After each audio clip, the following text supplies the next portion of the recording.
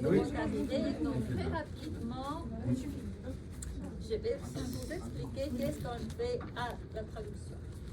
Donc vous voyez, ça ce sont les langues qui se sont ajoutées petit à petit. Vous vous rappelez avant, on a vu la commission, on a vu le Parlement, les conseils, mais bon, il y a beaucoup d'autres institutions et partout, il y a la traduction. On est plus ou moins en total 4000 traducteurs et plus ou moins 1000 interprètes. Sous formes différentes. Juste peut-être rappeler la différence entre interprète et traducteur. Justement. Alors, vous connaissez la différence. Parce que hier, j'ai fait une présentation et bon, ils ne savaient pas la différence. Vous la connaissez? Qui se lance? Allez. Il me semble que traducteur, vous traduisez à l'écrit et interprète, c'est l'oral. C'est l'oral. C'est dans les cabines que je vous ai montré avant. Donc, si je parle, j'ai un collègue qui traduit en anglais, un autre en français, allemand. Moi, chez moi, dans mon unité, on s'occupe de traduire tout l'écrit. Différence, les latins disaient verba volant, scripta manet, c'est-à-dire que l'interprète doit réagir immédiatement. Probablement, il ne peut pas tout savoir et il se trompe. Mais bon, on oublie. Si moi je me trompe, ça reste. Et donc, il peut avoir beaucoup de conséquences. Beaucoup. Donc, la direction générale de la traduction, on est plus ou moins 2000, un peu moins maintenant. Les traducteurs sont les 70%, 30% de support. Encore beaucoup de femmes,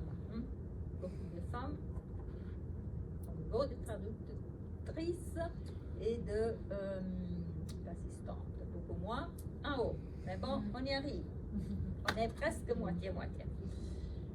Et on est plus à Luxembourg parce que 2004, les nouvelles langues sont parties presque toutes à Luxembourg. Tandis qu'ici, on était avant les plus nombreux. Pourquoi la traduction? Parce que, voyons, les règlements, donc la première acte législative de l'Union, de la Commission à l'époque, de la communauté, c'était le règlement numéro 1 sur les langues. Qu'est-ce qu'elle disait? Et c'est une expérience vraiment unique au monde. On disait que toutes les langues étaient au même niveau. C'est-à-dire que même si ici mon collègue ou mes collègues écrivent les textes en anglais, la commission la discute en anglais et nous la traduisons en italien. L'italien est un original, c'est pas une traduction, c'est un original. Le français, c'est un original. Et donc, l'allemand ou les polonais, qui sont gros pays, gros langues, ont le même niveau, la même importance que les maths, toujours les maths, les petites maths. Ça, c'est important. Nulle part dans le monde, on a quelque chose comme ça. Mais évidemment, c'est pas facile à gérer. C'est pas facile à gérer. Imaginez-vous, s'il y a une conférence et tout le monde devrait traduire de toutes les langues, on n'aurait pas suffisamment d'espace et de cabines. Hein? C'est pas possible. C'est-à-dire, on ne pourrait pas y avoir quelqu'un qui parle danois et qui a traduit en polonais dans toutes les langues, et puis arrive en polonais et qui est traduit dans toutes les langues, parce qu'on n'a pas suffisamment de gens et d'espace. C'est pour ça, comme les collègues vont en parler, on a des langues relais, c'est-à-dire il y a un danois qui parle danois et un polonais qui ne connaît pas, un interprète polonais qui ne connaît pas le danois, c'est-à-dire qu'est-ce qu'il arrive? Que les danois est traduit par un collègue anglais et les polonais traduits de l'anglais. Il y a des triangulations. Mais c'est pas évident. Il faudrait connaître 23 autres langues. Oui. Pourquoi c'est important la traduction? Pour vous rappeler, on a des valeurs surtout que tout le monde est pareil, tout le monde a droit à l'accès à l'information. Et donc on ne peut pas penser que on connaît l'anglais très bien comme vous.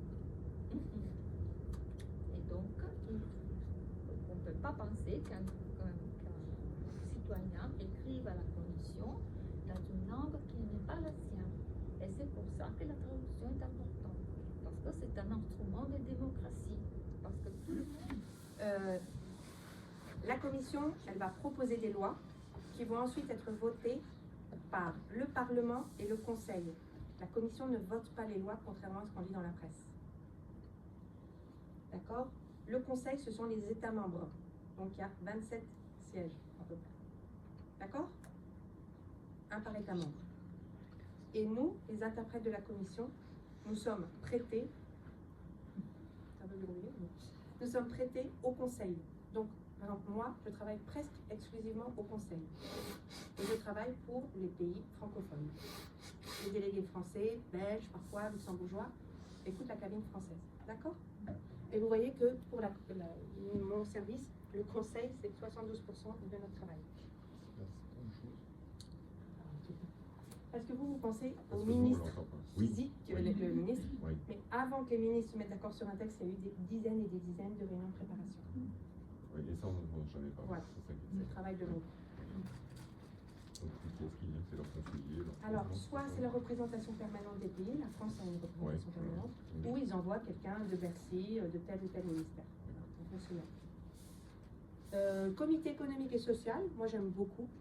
Ce sont des représentants des travailleurs, des patrons de la société civile. Autres, je passe. C'est compris? Comment travaillent les interprètes? Très bien, vous l'avez compris. Vous voyez qu'on est plusieurs dans une cabine. On ne travaille jamais seul. Je vais y revenir.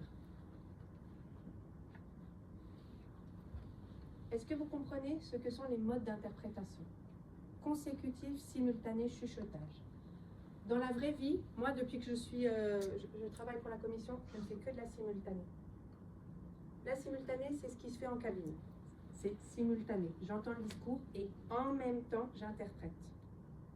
La consécutive, c'est par exemple un discours à... Vous avez un dîner d'État. Emmanuel Macron fait un discours. On le laisse parler 5-10 minutes. Et ensuite, l'interprète se lève et interprète vers le roumain pour le président roumain qui est là. Ça, c'est consécutif. D'accord? Chuchotage. Emmanuel Macron va visiter, je sais n'importe quoi, une usine de Renault en Roumanie. Et puis, on lui présente rien. Il y a un interprète qui l'accompagne et qui lui chuchote à l'oreille. D'accord? Moi, je fais que de la simultanée. C'est le mode d'interprétation largement majoritaire. Et les chuchotages? Les troisièmes? Chuchotage, donc vous chuchotez à l'oreille. D'accord? C'est quand même rare. Hein? Ah, des chiffres. Alors, pour l'année 2023, vous voyez ici les réunions qui ont été interprétées donc, par le service de la commission. Et vous voyez, l'interprétation en langue française est très demandée. Et en danois, c'est tout au bout. Oui, c'est quoi?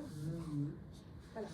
Donc, il y a des réunions dans les 24 langues officielles, mais on parlait tout à l'heure du conflit au Proche-Orient, ou des conflits, pas seulement des conflits, les relations diplomatiques, commerciales, culturelles, que sais-je, qu'à l'Union européenne avec des pays tiers. Un sommet Arménie-UE, il va y avoir l'arménien parmi les langues interprétées lors de cette réunion. L'arménien n'est pas langue officielle, mais on trouve des interprètes pour l'arménien, pour que le ministre ou le président arménien puisse s'exprimer dans sa langue. D'accord?